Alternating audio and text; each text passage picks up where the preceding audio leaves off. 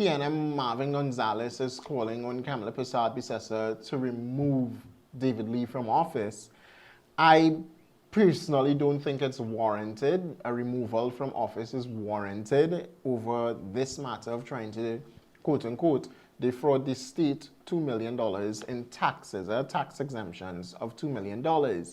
Because my mind, and this is why I say the PNM is very hypocritical.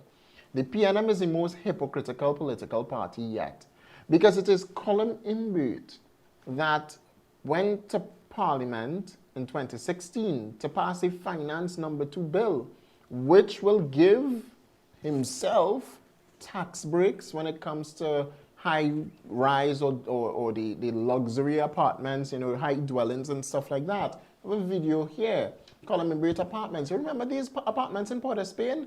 These apartments in Port of Spain here with Colin Imbert. You all remember these?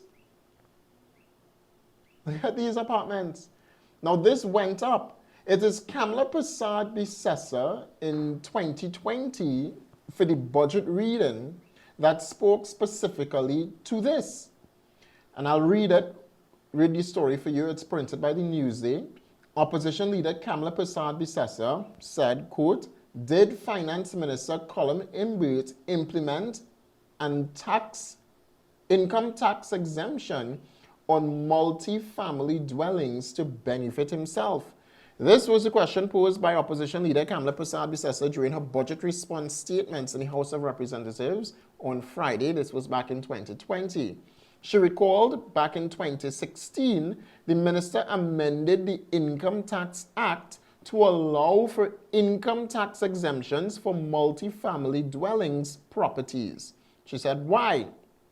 Quote, she said, take a drive down Picton Street, this right here that you are seeing, and you will see the highest, most posh buildings going up.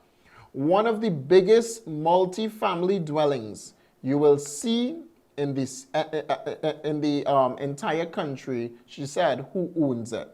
Kamala Prasad-Bissessar said when the exemption was brought to the Parliament in 2016, Imbert knew that in 2024, Belgrave Properties Limited, of which he was a director, had submitted to the Town and Country Planning Division an application to construct a luxury multi-family dwelling known as the Alora on Picton Street, Port of Spain. Kamala said, quote, the construction of these units would have started after 2016. After Colin Imbert went to the Parliament, did not declare his interest in passing the Finance Number 2 bill that seeks to exempt taxes, to give significant tax breaks to high-rise buildings, luxury boats, which Colin Imbert has, and other items. Kamala Prasad-Bissessar questioned whether the finance minister, and I'm reading from this, right? Kamala Prasad-Bissessar questioned whether the finance minister recused himself in this matter as his cabinet colleagues Faris Al-Rawi and Stuart Young have done on multiple occasions. And as you know, Trinidad and Tobago, Faris Al-Rawi have a lot that he recused himself from. He barely sat in Parliament, all right? But that's not the point. Let's continue. Kamala Prasad-Bissessar said, taxing vehicles, taxing tires, taxing apples and grapes, but exempting himself from charges, all right? Kamala Prasad-Bissessar pointed out that in 2020 and 2021, budget the minister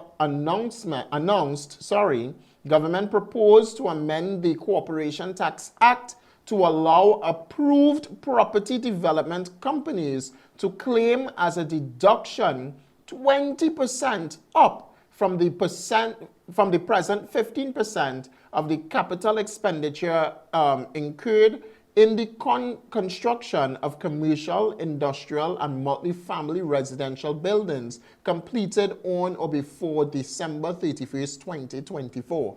Come back. Go back to these buildings. Let me ask you, Coleman Burt, when these buildings was completed by? Same 2024. You all hear the amendments, right? You all listen to the amendments, the proposed amendments. Come back.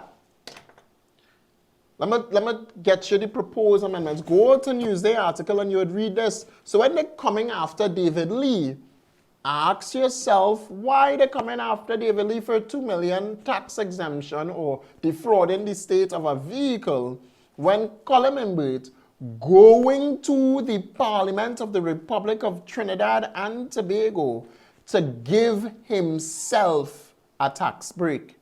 So let me read. I'm back. Let me read. Kamla Prasad Bisesa pointed out that in 2020-2021 budget, the minister announced government proposed to amend the Corporation Tax Act to allow approved properties. This property here, look at it, and this is almost a recent video. Oh no, this was back then in 2020 actually. All right, the property is finished today. You're going to see a picture of it now. Look at it. This is it. Almost this. Well, this is a while ago. It is, but it is completed today. All right, but again, the minister announced government proposal to amend the Corporation Tax Act to allow approved property development companies to claim as a deduction 20% up from the original 15% of the capital expenditure incurred in the construction of commercial, industrial, or this right here, multi-family residential buildings completed when? Come back. When? Completed when, Coleman Burt? When was your buildings completed? Between the period of December 31st, 2024. And yes, we took a drive down there a while ago, Coleman Burt, and we saw all the venues that you had working on your buildings there in Port of Spain. But when they come in to talk, when Marvin Gonzalez come in to talk and telling you, Kamla Prasad Bisesa must fire David Lee and remove David Lee, I ask, there's a guy that comes back to my mind. All right, here in pictures, there's a guy that comes back to my mind. And I ask whether or not Keith Christopher Rowley at the time had removed this fella. Did he? Did Keith Rowley remove this fella? In fact, the answer to that question is yes. But then the next answer to the question is he brought the man back as a minister.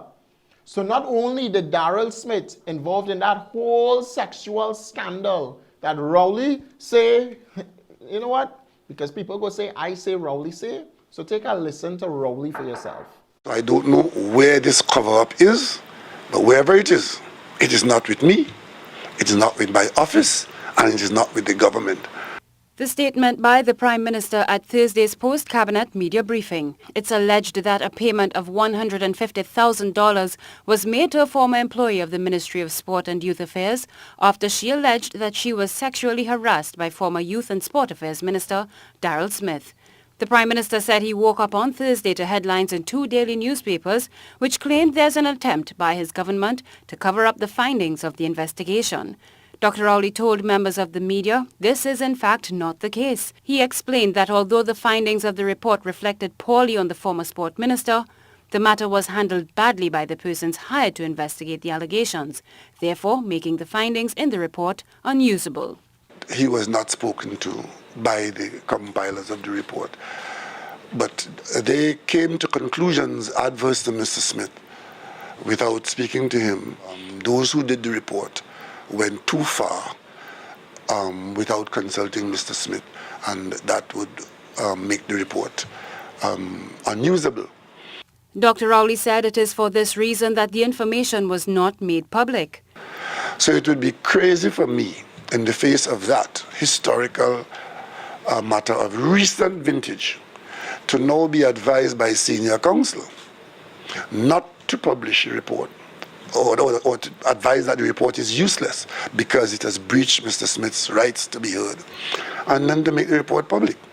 Dr. Rowley said although the report's findings were improperly handled, he remained comfortable with his decision to remove Mr. Smith as a cabinet member.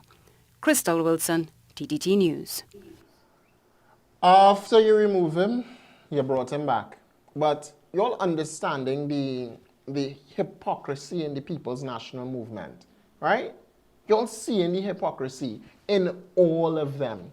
I'm not saying David Lee right, right? I'm not saying that. But I'm saying the fact that the opposition, through again Marvin Gonzalez, is saying to the Prime Minister today that she should remove David Lee based off such is nonsensical.